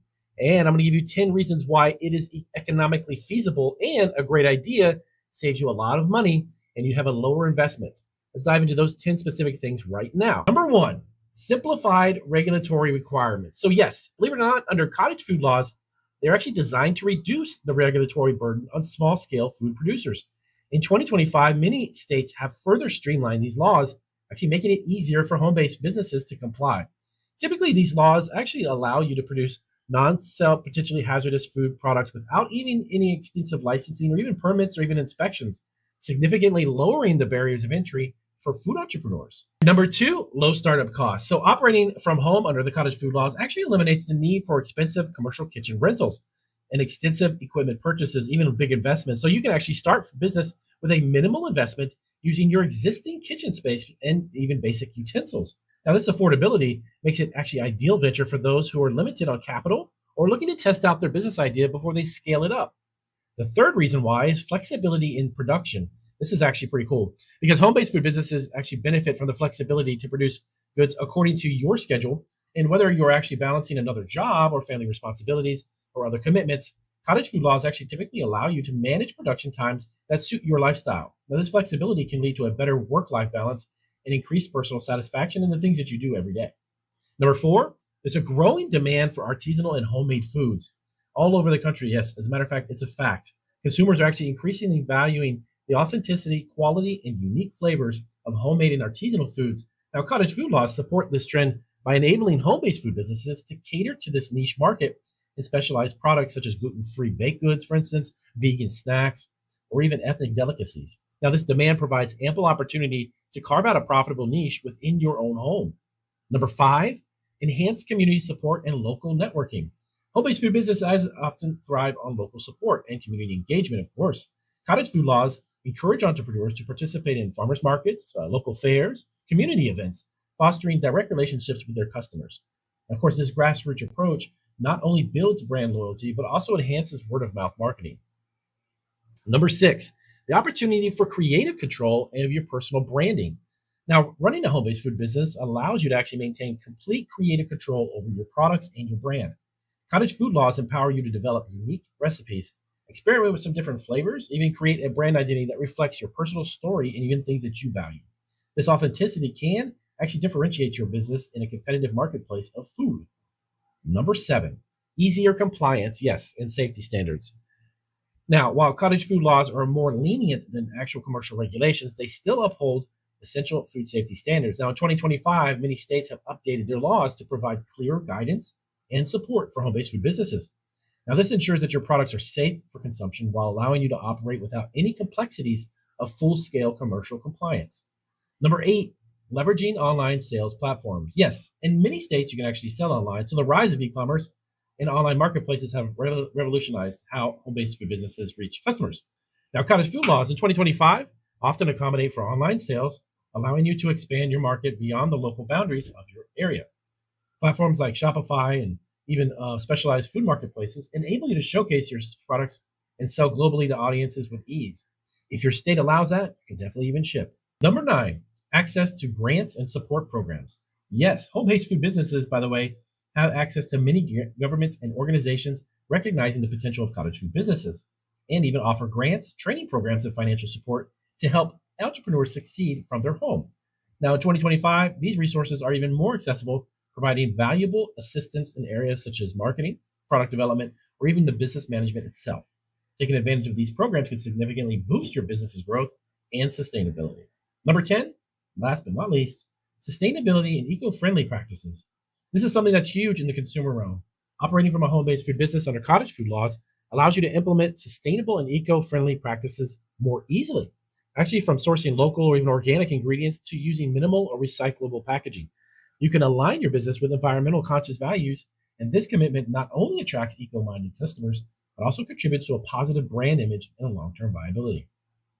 So if you're starting a home-based food business in 2025 under the cottage food laws, offering numerous advantages for lower startup, to actually regulatory simplicity, the ability to tap into growing consumer demand for artisanal and homemade foods, these laws actually are empowering entrepreneurs to operate flexibility, maintain control, and engage deeply with their local communities. So if you have any questions about launching your home-based food business in 2025, let me know down below. And if you have launched one or you're getting ready to, tell us some of the challenges you're facing. I can see if I can help you out. I'll see you guys. All right, here's a blueprint to starting a successful cottage food business. Now, have you ever dreamed of turning your kitchen into a money-making machine? Imagine making thousands of dollars each month without leaving your house. In this video, we're giving you the ultimate step-by-step blueprint to start your own successful cottage food business. And if you stick with me to the end, I'll actually reveal one secret that skyrockets your sales, something most people actually never talk about from home-based food businesses. Let's start with the basics. So what the heck is the cottage food business? Well, it's pretty simple. This is when you actually get to sell homemade food products directly from your kitchen legally. You want to think jams, cookies, cakes, breads, and even a whole bunch of savory snacks if you want. The best part? No expensive commercial kitchen is required. And you can actually start for as little as $50 for ingredients and packaging, because the majority of the equipment you already own, and grow it into a business making thousands of dollars a month. Oh, and did I mention cottage food laws makes it easy to start in almost every single state. But hold up, before we grab your mixing bowls and all of your utensils, you need to know the rules in your state. Cottage food laws vary, of course, by state, but they usually outline what foods can sell, where you could sell them, places like farmers markets, events, or even online. Some states, labeling requirements to keep your customers safe. Now, it might sound complicated, but don't worry. We're linking free resources in the description to help you figure it all out to our other channel dedicated to cottage food laws.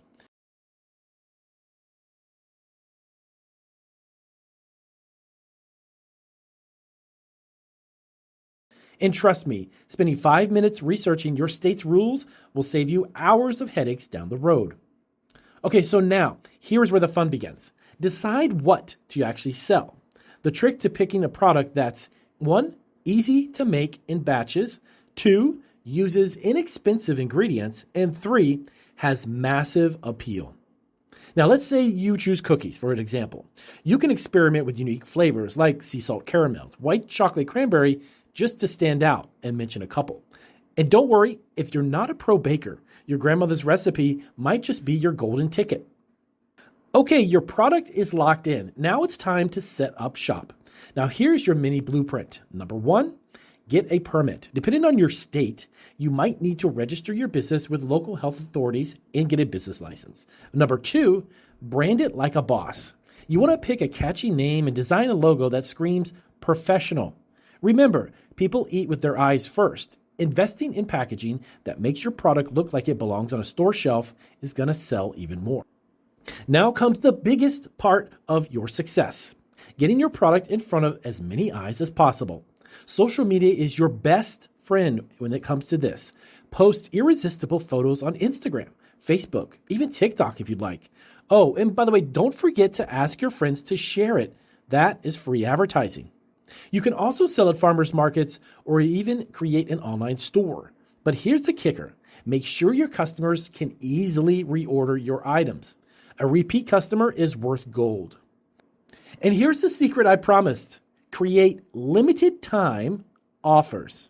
You want to launch seasonal products like, let's say, pumpkin spice cookies in the fall or peppermint fudge during the holidays. Scarcity drives demand, and your customers will be scrambling to buy before it's even gone. Boom, your sales just doubled. You're welcome. So there you have it, the ultimate blueprint to starting a successful cottage food business. Now it's your turn to make it happen. If you found this helpful, hit the like button and subscribe for more money-making food business tips. And remember, the secret to success is just one step away. Are you ready to take it? Okay, so what foods are too risky to sell from home? In this video, I'm going to give you a rundown of 7 specific foods and some alternatives that you can sell instead that you actually can't sell legally from home due to the potential risks of making the product. So welcome to Marketing Food Online. It is Damian Roberti. So in this video for Marketing Food Online, we're actually going to dive into a lot of questions that I get here on our channel and our other channel, Cottage Foods Laws, all about what foods can I not make because people are very cautious about what they can't make because they don't want to get in trouble or potentially get somebody sick. So these are going to be 7 different food items, and I'm going to start from number 7, go all the way down to number 1, which is probably the most dangerous one to make. And I don't mean that in a bad way. It's just simply that there are a lot of times cottage food laws are set up to help people stay safe if they're making food products. So starting that home-based food business can be hugely profitable, but not all foods are safe or even legal to sell from home for that matter. Some foods pose actual health risks legal restrictions, or even spoil too quickly, making them a nightmare for homemade food entrepreneurs. So I'm going to go from number 7 to number 1. Let's start the list off. Number 7, chocolate and candy with real liquor. Now, this is something that you are not allowed to do.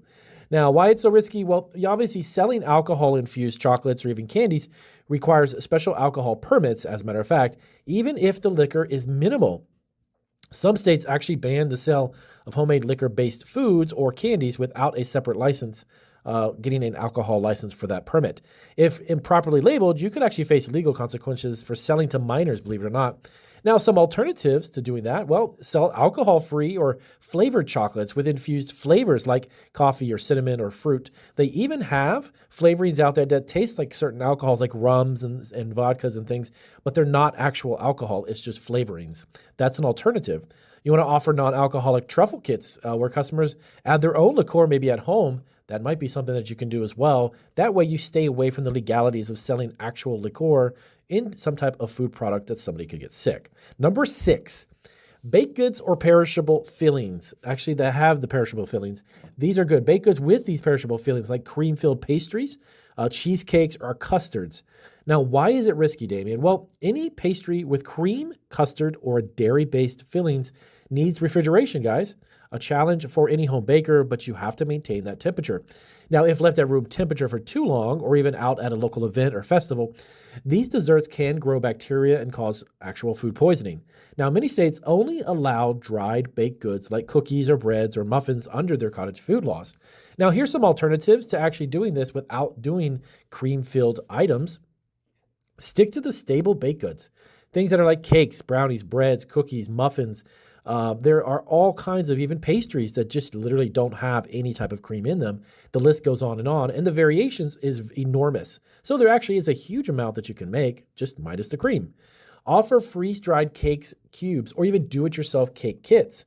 These kits are actually very, very popular lately, and they allow people to complete the kit at home, doing something fun with their family, maybe their kids, or on a special event. That way you get around the fact of having some cream-filled product. Now, number 5. Now, this is obviously a no-brainer, but unfortunately, a lot of people do ask about it. Seafood, like smoked fish, sushi even, or even shellfish. Why this is risky? Now, this is an extremely perishable item. Seafood spoils faster than almost any other food known to man. Many states ban the sale of home-prepared seafood due to the high food poisoning risks. Even smoked or preserved fish requires special licensing and refrigeration and processes to make it safe for people to eat. Now, what are some alternatives to this one? Well, so you can actually sell seafood spice blends like Cajun seasonings or seafood boil mixes. These are fantastic and hugely popular, but they allow you still to make something related to seafood, but not actual seafood. Offer freeze-dried seafood snack packs through a licensed supplier. So now this could be something that you can purchase and actually put it together and sell it as a kit. Number 4, home canned foods. Now, this is going to be pickles, jams, jelly, or fermented foods. Now, why this is risky? Well, if it's not canned properly, believe it or not, home canned goods can actually grow botulism bacteria, which is deadly. Some states allow jams and jellies, but others require testing for the pH levels and shelf stability. Now, fermented foods, again, have a bit of a risk, like kimchi or sauerkraut or kombucha. They actually carry a high risk of bacterial contamination, and that makes them very, very risky, so they try to stay away from that on cottage food laws. Now, alternatively, you can sell dehydrated fruit mixes instead of actual homemade jams, or offer prepackaged fermented kits, a step-by-step with instructions. These are actually hugely popular lately. A lot of people are buying them and then producing the product at home, making it something that can pass the liability, in a sense, onto the producer, not you. Number 3, home-cooked meats. Yes, like barbecue, jerky, or burgers. Why this is risky? Well, meat is highly perishable, of course, as we know, and requires strict temperature control to avoid foodborne illnesses. Many states actually ban the sale of home-cooked meats unless you have a commercial kitchen or USDA-approved facility or separate kitchen within your home that is inspected by the USDA. Now, selling meat without proper labeling can lead to some serious legal troubles too, and a potential of people getting sick. Now, what can you do alternatively? Well, why don't you offer marinade spice blends for meats instead of actually selling cooked meat? Sell vacuum sealed or store-bought beef jerky with private labeling instead of making your own. You can actually do this online. I did a video here on Marketing Food Online. There's companies out there that can make it and put your name on it so that way you're not actually making it yourself. Number 2, homemade salsas and sauces that are low acid foods. Now, why this is risky? Well, another one about bacteria. Low acid foods like salsas, barbecue sauce even, or pasta sauce, they can actually develop botulism as well if it's not processed properly or correctly. You must use a commercial kitchen and follow canning safety protocols to sell them legally. Now, there's some alternatives to that. You can offer freeze-dried herbs or spice kits to do-it-yourself salsa mix. That is something you can do for salsa fanatics and let them do it at home. All right, last but not least, as I mentioned before, the one that's probably the most talked about or asked about is dairy-based products like cheese, cream, butter-based sauces. These are heavily temperature controlled and sensitive to temperatures. Now, why it's risky? Dairy products require, of course, temperature control and can spoil quickly if not stored properly. Many states actually prohibit selling dairy-based foods under cottage food laws, and a single case of foodborne illness like listeria could actually ruin your business and potentially get you lawsuits. Now, in some states now, if you have the space and the land, you can build a separate commercial kitchen, and you'll be inspected by the Department of Agriculture, but there's a whole gamut of permits and licenses and insurance that you would need. Now, alternatively, again, you can sell spice blends for customers to mix with dairy or at home and produce their own products there, or items that are just dairy-free. Now, of course, doing dairy products, again, is very risky. So if you're looking to create them, I would highly recommend you look into getting a commercial kitchen. So there you have it. These are the 7 foods that are too risky to sell from home that you should really stay clear of when you're launching a home-based food business. I would definitely think twice about it. Some foods are just too risky to sell from home due to those safety issues, legal restrictions, and perishability. And if you want a successful home-based food business, stick to safe, legal allowed products under cottage food laws in your state. And by the way, you can check out Cottage Foods Laws. That's actually the name of my new YouTube channel dedicated to home-based food entrepreneurs. And again, there's always alternatives to these items.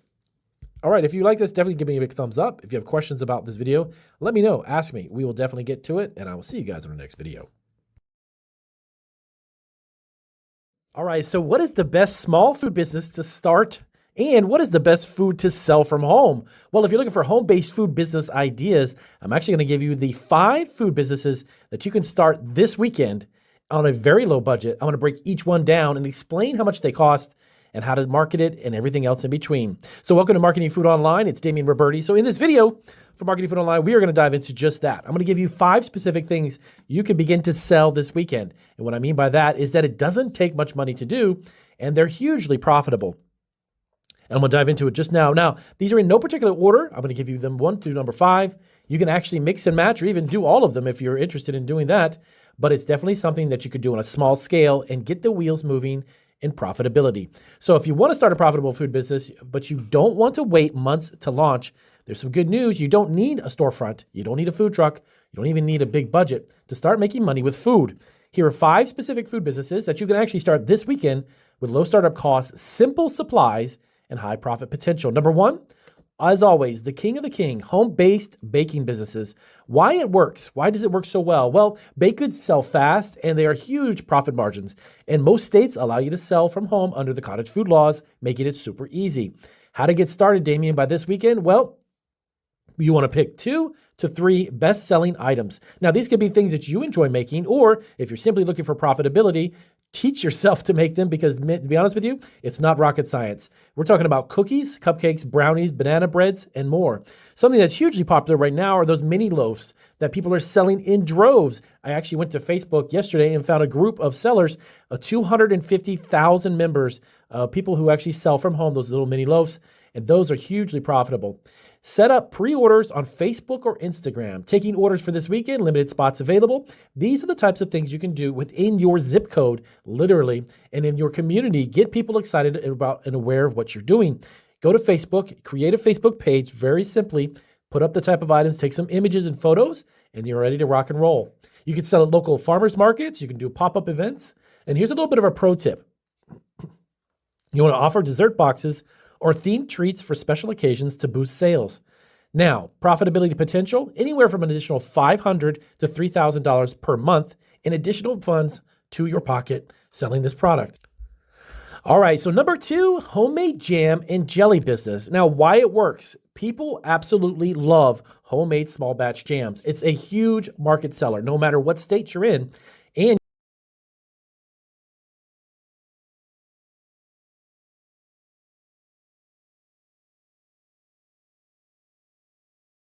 you can make a huge profit with low-cost ingredients. How to get started by this weekend, Damien? Well, you want to make small test batches, use seasonal fruits and unique flavor profiles, strawberry basil, mango habanero. You can get as creative as you want because the more creative, actually the better off they'll sell.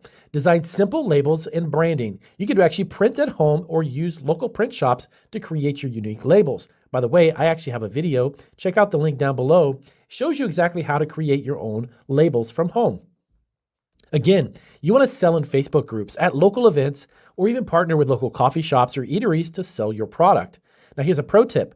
Mini sampler packs help new customers try multiple flavors. So put together a small sampling, little tiny jars, sell them as a set. People love them. Potential profit for those per month, anywhere people are making from $500 additional dollars to $5,000. Depends on how much you want to put effort into it and how many you sell based upon your margins. Number 3. Meal prep and ready-to-eat food service. Yes, believe it or not, in some states you can do this directly from your kitchen. Why does it work?